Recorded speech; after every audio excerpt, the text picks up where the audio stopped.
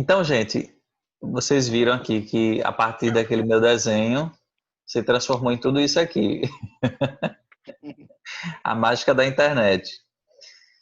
O que é que eu quero mostrar aqui com vocês? Nessa primeira gravura, nós temos aqui o que seria um exemplo aqui de sinapse, tá? Então, nós estamos vendo extremidade de um com a extremidade de outro neurônio. O impulso nervoso, dá para vocês verem daí? O impulso nervoso ele está passando de um neurônio para o outro, fazendo com que o sinal siga o caminho. Engraçado que quando a gente vê, por exemplo, pacientes que estão em uso crônico de algum medicamento, principalmente medicamentos que agem no sistema nervoso central, a velocidade de passagem desses sinais acaba ficando mais lenta, principalmente quando a gente tem uma redução de um nutriente muito importante, que é o ômega 3, ômega 3, 6 e 9. Então, o ômega, esse lipídio que a gente absorve a partir da alimentação, ele reveste esses neurônios que formam uma camada lipídica que é chamada de bainha de mielina. Quando a gente começa a envelhecer, essa bainha ela vai perdendo a estrutura dela e aí as sinapses começam a ficar mais lentas. Então, por isso que a velocidade de raciocínio vai reduzindo, certo? Dentre outros motivos, tá, gente? Mas o que é importante para dizer é que os nutrientes são importantíssimos para a gente manter a saúde mental. Então, ômega 3 é importante, os poliminerais são importantes, os polivitamínicos também. Aqui embaixo, nós temos a extremidade final de um neurônio e o início de outro, ou seja, a parte do axônio de um com o dendrito de outro. Esse pedacinho aqui é o que está representado aqui em cima. Então, a propagação de um impulso nervoso acontece no sentido de um neurônio pré-sináptico, vocês vão encontrar isso no livro de farmacologia, para um neurônio pós-sináptico. Professor, pela misericórdia, o que é isso? Significa que o sinal, que sinal é esse? A informação da percepção do ambiente, ela é transmitida ao nosso cérebro a partir de um sinal elétrico. Elétrico mesmo. E ele tem um fluxo de um neurônio para o outro, um pré e um pós. Certo? Um pré-sináptico, que a sinapse é a fenda, é esse encontro aqui. Tem um antes e tem um depois, um pré e um pós. Pois bem, quando nós temos nutrientes específicos, como por exemplo a tirosina e alguns aminoácidos, que a gente chama eles de aminoácidos aromáticos, eles são muito importantes para a síntese de neurotransmissores. Então, a tirosina nós vamos encontrar presente em algumas frutas e verduras, alguns queijos, tirosina e tiramina, certo? Esse aminoácido que está presente no alimento, ele é importante porque vai ter uma série de reação química dentro do meu cérebro que começa a produzir os neurotransmissores que vão ser liberados aqui. Vocês podem me dar exemplos de neurotransmissores? Você sabe dizer exemplos de neurotransmissores?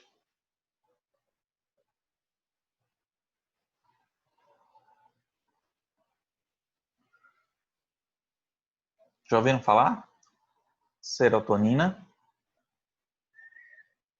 Sim. Eu já ouvi falar da serotonina. Não esqueci.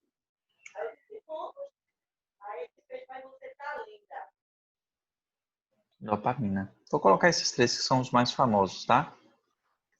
Serotonina, acetilcolina e dopamina. Professor, Oi, Emerson. esse final mina tem alguma relação, assim, tem algum... Esse finalzinho nesses neurotransmissores, serotonina, como é? Acetolina. Acetilcolina, Se tem dopamina. tem algum conceito, tem alguma relação assim por ter esses finais? Olha, eles têm uma origem química, certo? Significa que eu não posso fazer uma correlação com esse INA especificamente dos neurotransmissores, não. Mas eu poderia fazer com outra família que é parecido quimicamente com eles, que são a família dos alcaloides presentes nas plantas. Essas substâncias, elas vêm de algumas plantas e todas elas terminam com ina. E o que eu poderia dar de dica para vocês, lembre-se que é uma dica e que não é uma regra, que a regra seria para todos e não é para todos.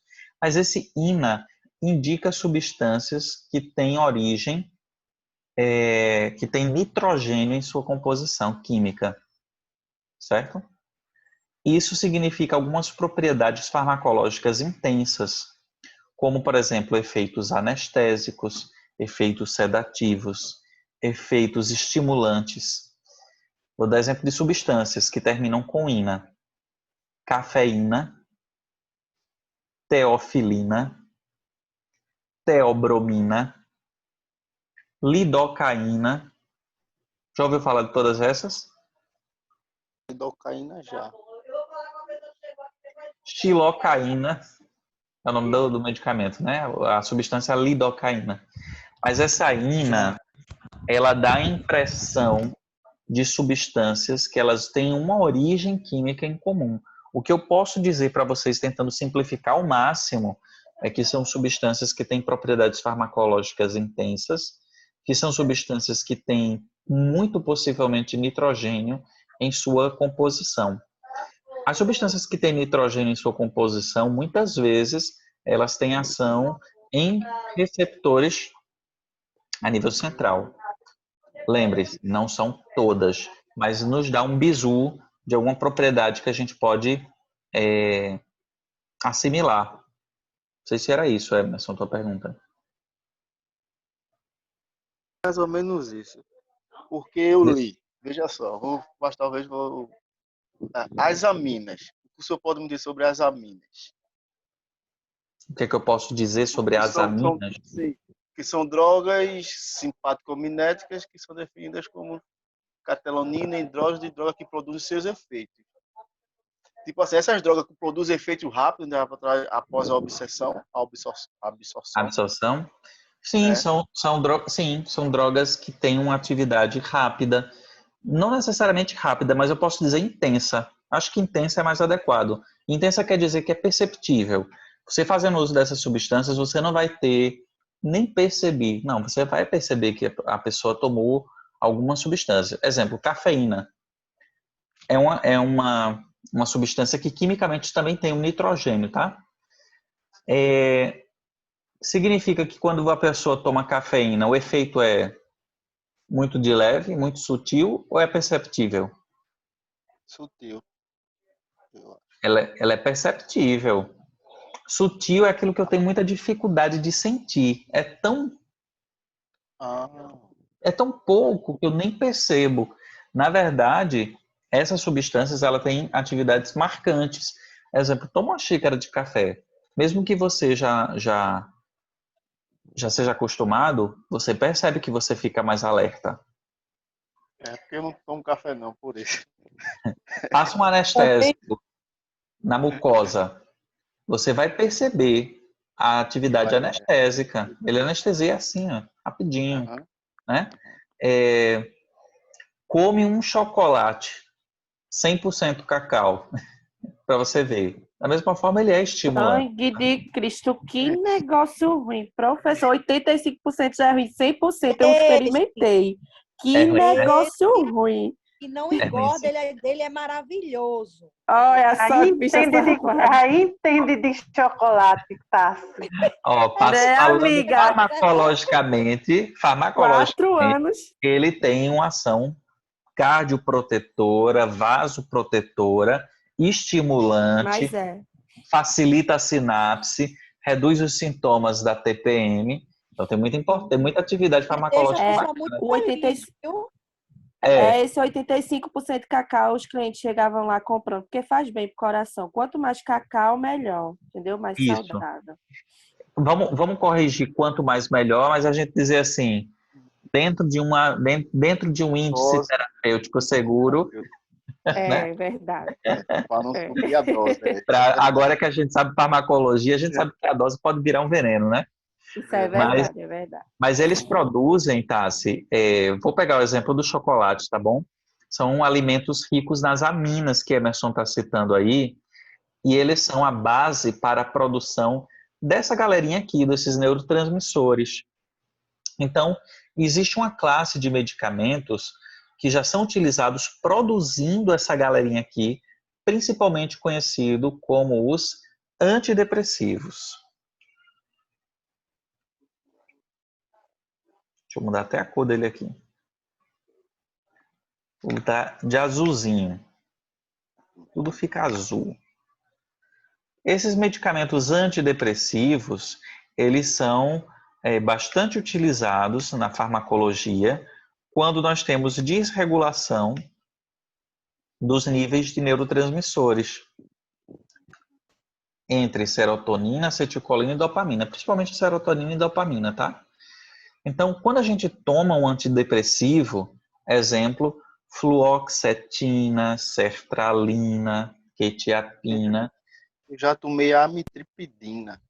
amitriptilina. Professor, Amitriptilina. professor, Oi, eu Rafa. tomo Extalopram. Escitalopram também. São medicamentos que eles vão fazer com que haja uma redução, foi um bom exemplo de Rafael e de Emerson. Eles vão fazer, imaginem que enquanto os neurotransmissores estão aqui na fenda, as sinapses estão acontecendo ok. No processo depressivo, não só depressão, tá, gente? Tem outras doenças que também têm um caminho parecido.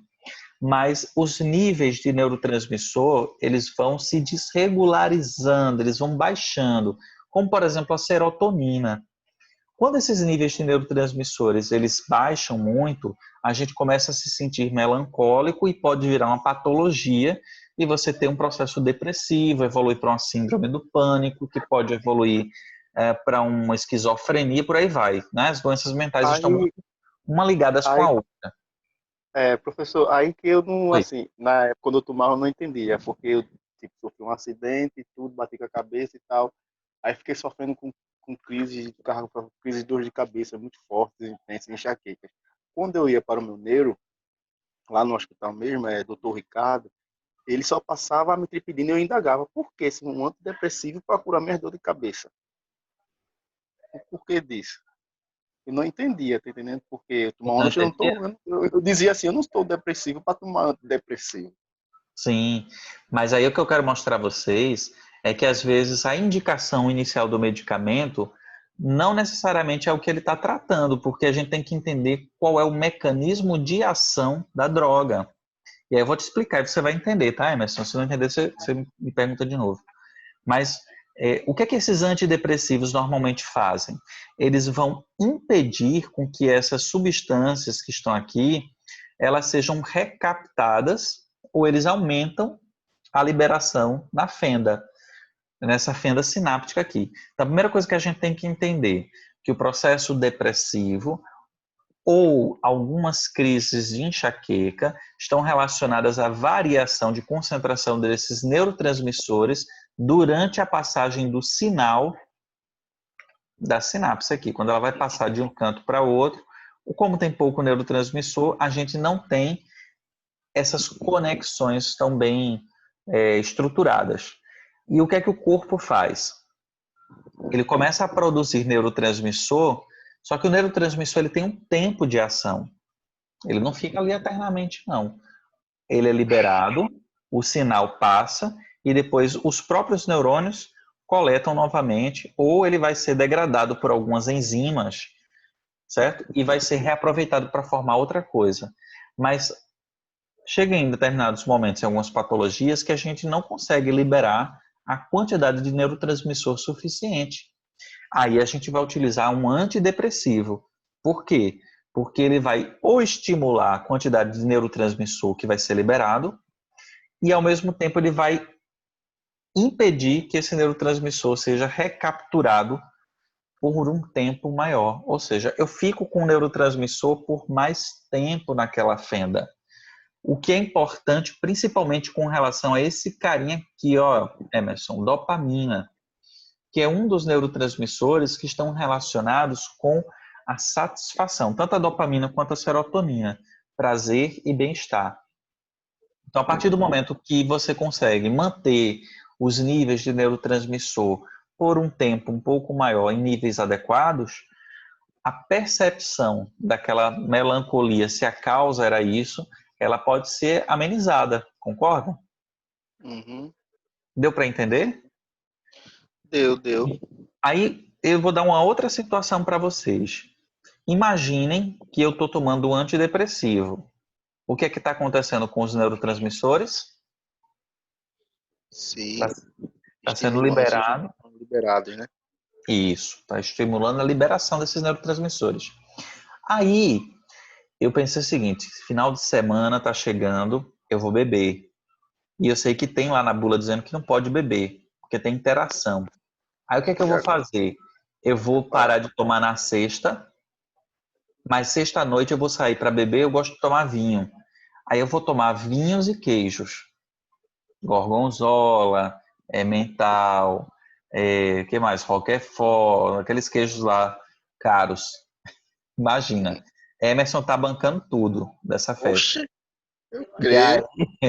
Se eu tô bancando é porque eu tenho condições. Convida Arrasou. para tomar um vinho, tá? Convidar aí, Emerson já certo. combinou que no final da pandemia é por conta dele. Ele viu noite de queijos e vinhos. Eu acredito nesse milagre, Jesus. Aí o que é que acontece? Eu parei de beber na sexta, mas a festa é sexta-noite. Aí eu pergunto a vocês, será que ainda tem efeito da droga nesse tempo? Lógico que sim, né? Acho que sim. Tem. Principalmente Sim. quando são medicamentos de uso contínuo, a gente passa alguns dias, aí tem que olhar na bula, tá? Para começar a eliminar o total da substância. Mas eu não quis nem saber disso. Eu parei de tomar na sexta-feira mesmo. Sexta-noite eu achei que já dava tempo. Aí chego lá, toma o álcool. O álcool, ele vai impedir que a substância no fígado seja metabolizada e excretada. Ou seja, a substância vai estar com maior ação, certo? Medicamento. Aí eu boto para comer os queijos. Eu não estou acostumado a comer coisa fina. Emerson tá bancando, pô, eu vou comer muito. Não é não? Nesse preço eu vou comer. Aí eu vou comer. Aí o que é que acontece? O queijo é cheio de aminoácidos ricos em nitrogênios e aminas. Opa, aminas.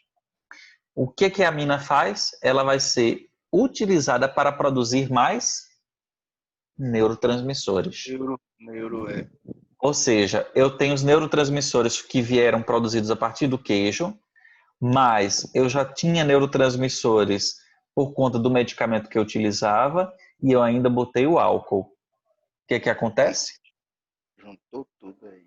Me juntou Dose tudo. Então, vocês... tóxica. É. Boa! Aí a pessoa professor? Vai ter a interação A medicamentosa, né? interação Que é a dose medicamentosa. Aí vai aumentar a dose. E vocês concordam que aí não é nem necessariamente medicamentosa. Foi interação de um medicamento com alimento. Isso. Não é verdade? E aí o risco é a gente ter o que se chama de síndrome serotoninérgica. A serotonina aqui vai estar tão alta que a pessoa surta. Tem gente que sai correndo, tem gente que sobe em cima da mesa, tem gente que apaga, que dá PT, tem gente que se treme, tem taquicardia e pode ter alguma coisa mais grave ou convulsão. Então, assim, o risco de misturar medicamento com alguns alimentos e bebidas, achando que passou o efeito, é alto, né? É alto. Esses medicamentos, assim, que o senhor citou, aí são antidepressivos, então é de um tratamento de médio a longo prazo, né? Isso então não é parar de beber de manhã Não. e acabar Bem de noite. colocado, Né? Emerson.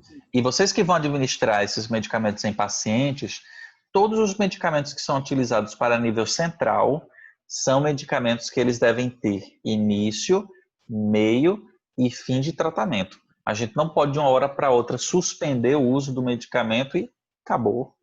Vou parar de tomar. Ou tem gente que diz assim, né? Antidepressivo eu tomo quando eu tô sentindo assim, que tô meio coisado. Tomo uma vez e nunca. Se eu tomo uma vez e nunca, o meu corpo vai entender que agora é para produzir mais neurotransmissor. Mas quando acabar o efeito do medicamento, vocês lembram que o corpo da gente é uma balança? Uhum. Para atingir o equilíbrio, se ele produz muito neurotransmissor, o que é que vai acontecer quando acabar o efeito do medicamento? Vai Vai reduzir muito. reduzir, é. A mesma Até você intensidade que novamente, aumenta, quando reduzir, vai. A mesma até você intensidade chegar volta. novamente no equilíbrio, você vai reduzir o número de neurotransmissor.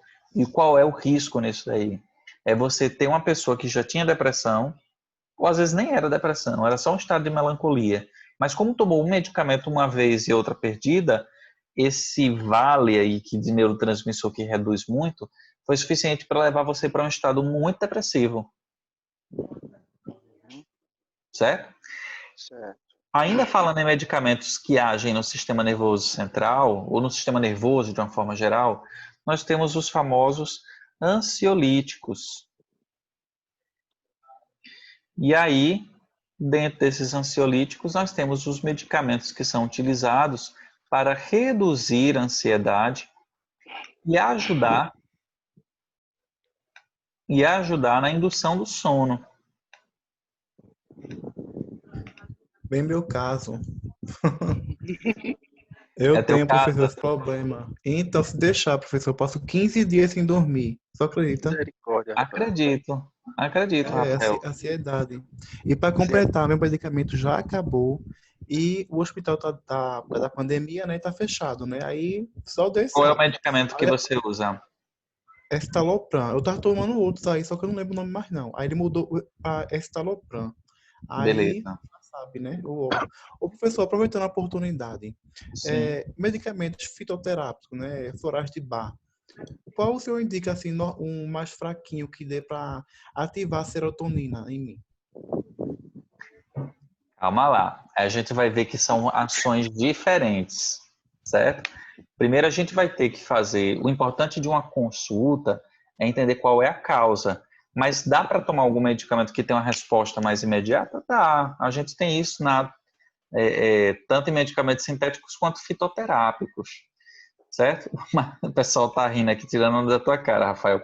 Mas tem, não, é de João. Ele deixa, pois se deixar, passa 15 dias dormindo. É os extremos, né? Ai, João, eu tô com inveja, viu? Eu queria ser assim, viu? Mas aí a gente precisa entender as causas, tá? Dos ansiolíticos, Rafa, o que eu posso dizer a você é o seguinte: o ansiolítico ele vai ajudar na redução da ansiedade, regulando esses níveis serotoninérgicos para estimular o sono, ok? Então, a primeira pergunta é: o que causou o desequilíbrio de neurotransmissor para que o sono não chegasse? Pode ser fisiológico, ou seja, você já nasceu dessa forma, e aí é interessante identificar em que momento da sua vida, em que fase isso começou a acontecer, para que a gente consiga associar a causa ao efeito.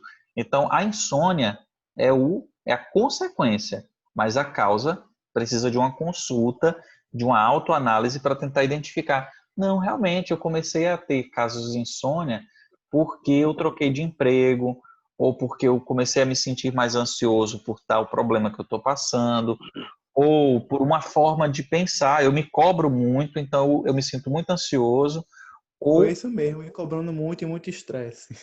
muito estresse. Aí E a minha aí ansiedade tá. você A minha. acaba não sendo gentil com você mesmo. E Isso. quando eu digo que não é gentil, é que eu me cobro mais do que eu deveria. E essa autocobrança excessiva começa a gerar em mim um estado de ansiedade e o corpo responde a essa ansiedade, fazendo com que outras substâncias sejam liberadas. A gente tem taquicardia, a gente tem um aumento do nível pressórico, a redução do sono, porque para que o sono venha a gente precisa estar no estado de relaxamento. Então, assim, uma das dicas é higiene mental. E aí eu vou falar Ô, depois do professor, intervalo sobre o que esses professor, passos, tá certo? Oi. Oi, Nath. É Nath que eu tá falando? tava. É Tiane. Não, é Edilane. É Dilane. Ed. Eu estava vendo no Instagram de uma pessoa que eu sigo que ela sofre de insônia e ela disse que desde que começou a fazer esse exercício, ela não tem mais esses problemas com insônia. Ela disse que conta de 200 para trás. Ela disse Sim, que nunca antes chegava até 130 e pouco, depois foi chegando a 140 e pouco. Agora ela disse que não lembra se chega a 160 e pouco, que ela consegue dormir. sim, sim. Tem algumas técnicas. Como o tema é drogas de ação no sistema nervoso e a gente está falando de ansiolítico e está falando de insônia, tem a ver, né? Tem a ver com a farmacologia. Mas eu vou dar algumas dicas a vocês depois do intervalo, tá? Vou Tá. deixar, como diz a história, vou jogar a isca para na volta eu comentar. A gente fecha a aula falando sobre isso.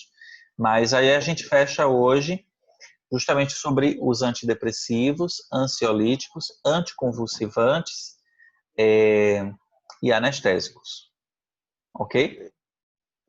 Que são as drogas que estão sendo Ok. mais utilizadas aqui nesse período de intubação de pacientes. Vocês vão ver isso assim nas UTIs. Joia? 10 minutinhos para a gente tomar um Tá bom. café, quem é de café, tomar água, quem é de água, vinho, quem é de vinho, ou E eu vou fazer um fazer lanchinho. um. Até já então, gente. 10 minutinhos, 8h10 a gente tá de volta.